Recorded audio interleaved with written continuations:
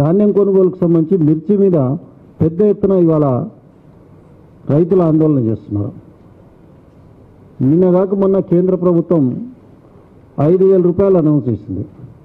దాని మీద నిన్న మనం చూసినాం, టీఆర్ఎస్కి సంబంధించిన వాళ్ళు వాళ్ళ పత్రికలో కూడా రాసుకున్నారు. మా ఎంపీల కృషి ఫలితంగా 5,000 వచ్చినాయని గొప్పగా చెప్పినారు. అంటే టీఆర్ఎస్ ఎంపీల కృషి ఫలితంగా 5,000 కేంద్రం మద్దతు ధర ఇచ్చిందని వాళ్ళు ప్రకటించినారు.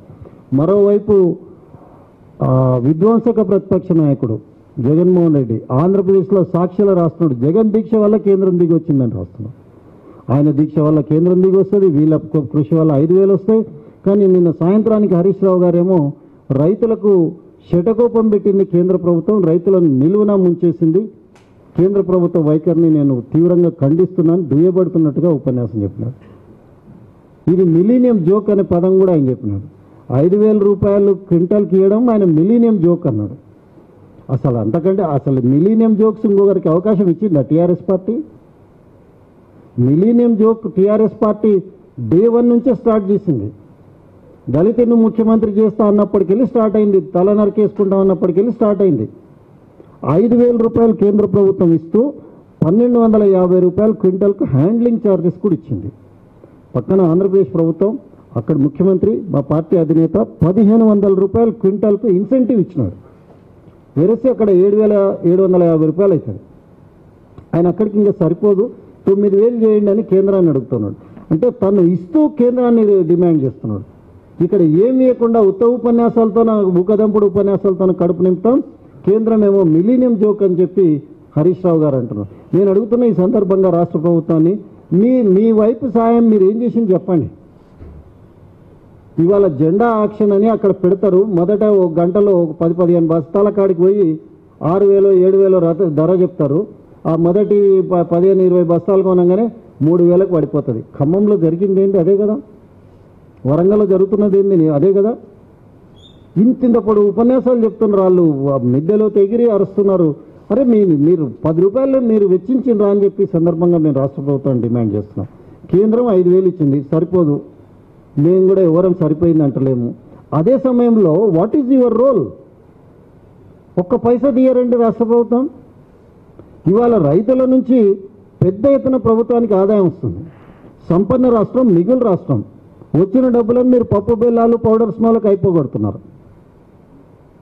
కానీ రైతులకు ఇవ్వాలంటే మాత్రం మనసొత్తలేదు మీకు. 5,000 ప్లస్ 1,250 ప్లస్ 1,500 పక్కనున్న రాష్ట్ర ప్రభుత్వం ఇస్తుంది. మీరు ప్రతిదీ కంపేర్ చేసుకుంటారు కదా. ఫిట్మెంట్ అంటే వాళ్ళు ఎంత ఇస్తారో మేము డబ్బులు ఇస్తాం, మేము రెట్టింపిస్తాం, అడగకపోయినా రెట్టింపిస్తాం. మొన్న చూసినాం, ఎవరో 9,000 అనగానే రౌండ్ ఫిగర్ చేయండి 10,000 అంటే 10,500 ఇస్తే మీకు ఏమైనా అభ్యంతరమా? ముఖ్యమంత్రి గారి వ్యాఖ్యానాలు చూసినాం. మరి ఇప్పుడు రైతులకు ఇవ్వడానికి ఎందుకు మీకు అభ్యంతరము? జైల్లో పెట్టారు, నా దగ్గర కేసు షీట్ ఉంది, దాంట్లో రాసిన దారుణమైన పదజాలంతో ఇవాళ రైతులను అవమానపరిచే విధంగా ఇవాళ రాష్ట్ర ప్రభుత్వం వ్యవహరిస్తుంది. ఇది ఖమ్మంలో పెట్టిన కేసు. దీంట్లో ఏంటిది? రైతులు ఒక 100 మంది అసాంఘిక ఒక కూటమిగా ఏర్పడి దాడులు చేస్తున్నారని రైతులను రౌడీలుగా చిత్రీకరించే ప్రయత్నం చేస్తున్నారు. అందులో తేలితే ఒక 6 మంది టీఆర్ఎస్ కార్యకర్తల పేర్లు కూడా వచ్చినాయి. నిన్నటికి 5 ఉండి మరొకరికి కూడా సభ్యత్వం ఉందంట. అంటే రైతులను ఈ రకంగా అసాంఘిక శక్తులు, అన్లాఫుల్ అసెంబ్లీ, పబ్లిక్ ప్రాపర్టీని ఉద్దేశపూర్వకంగా డిస్ట్రాయ్ చేస్తున్నారు. అన్నం పెట్టే రైతుని వాళ్ళ జైళ్ళలో పెడుతున్నారు. మీరేమో కార్లలో, బుగ్గ కార్లలో తిరుక్కుంటా ఉపన్యాసాలు ఇస్తున్నారు. ఇవాళ కడుపు మండిన బాధ వాళ్ళదైతే కడుపు నిండిన బాధ మీది. కేంద్రాన్ని మళ్ళీ వాళ్ళు చూసినాం, మేము అంశాల వారి మద్దతు ఇస్తున్నాం. అరే మీరు అంశాల వారి మద్దతు కేంద్రానికి ఇచ్చుకోండి, మీ బార్గెనింగ్ ఏదైనా చేయండి. అదే సమయంలో రైతులను ఇవాళ నట్టేట ముంచిన ప్రభుత్వం ఏదైనా ఉంది ఈ దేశంలో అంటే అది టీఆర్ఎస్ ప్రభుత్వం అని చెప్పి ఈ సందర్భంగా చెప్తున్నాం. మీరు ఇచ్చిన రుణమాఫీ కూడా విడతల వారీగా ఇవ్వటం వల్ల 3 సంవత్సరాల్లో వడ్డీకే జరిపినాయి. అసలు అట్లే ఉండిపోయిన పరిస్థితి. బ్యాంకుల దగ్గరికి వెళ్తే రైతులను ఒక దోషులుగా, డిఫాల్టర్లుగా చూస్తున్నారు.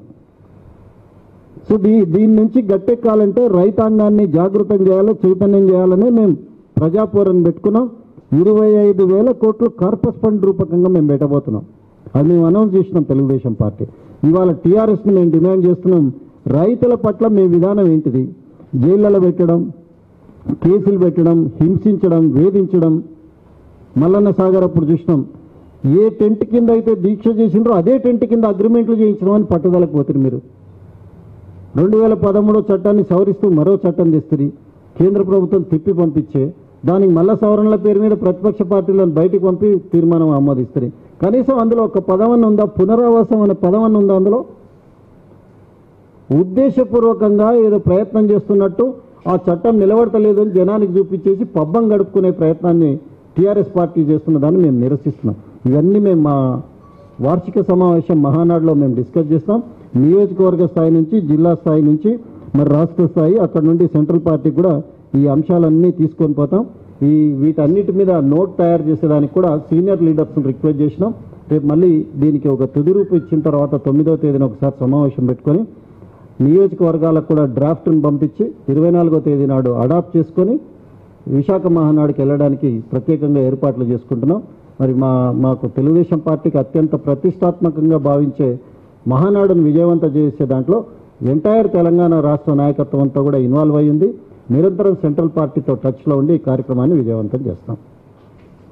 నా లెఫ్ట్ సైడ్ ఈగ మల్లేశం గారు మా జనరల్ సెక్రటరీ, కుడివైపు మా బొట్ల సీను మా రాష్ట్ర ఎస్సీసీఎల్ అధ్యక్షుడు.